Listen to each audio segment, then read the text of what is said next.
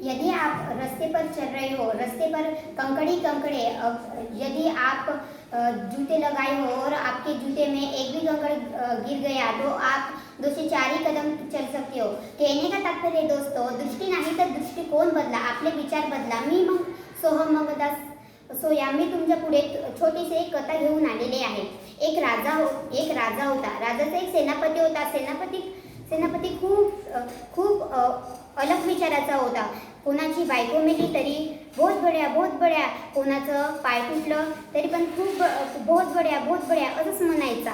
एक दिवस राजा आपली तलवार घासत होता। तलवार घासता त्याची तलवार त्याच्या बोटावर पडलं तर राजाला जखम झालं। तेव्हा सेनापतीला माहीत झालं तर सेनापती म्हणाला राजाचं बोट कापला, बहुत बड्या तसंच म्हणत होता। तर राजाने काय केलं,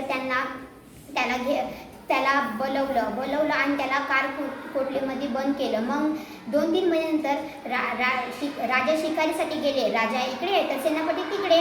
और खूप अंधार झाला। जंगलातले आदिवासी ओरडू लागले। तेव्हाच जंगलातील आदिवासीने राजाला पकडलं आणि तेव्हाच सेनापतीला पण पकडलं। सेनापती आणि राजाला पकडलं। सेनापती आणि राजाची आंघोळ धुवून दिली आणि त्यांना टीका वगैरे लावून दिला आणि पूजेसाठी नेत होते। तितक्यातच राजाची मुंडी कापण्यात आली। तेव्हाच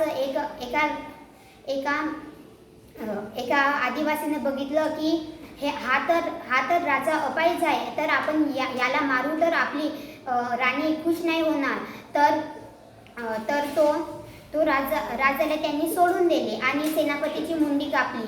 याचा अर्थ आहे दोस्तो की दृष्टी नाही तर दृष्टिकोन बदला, आपले विचार बदला। धन्यवाद।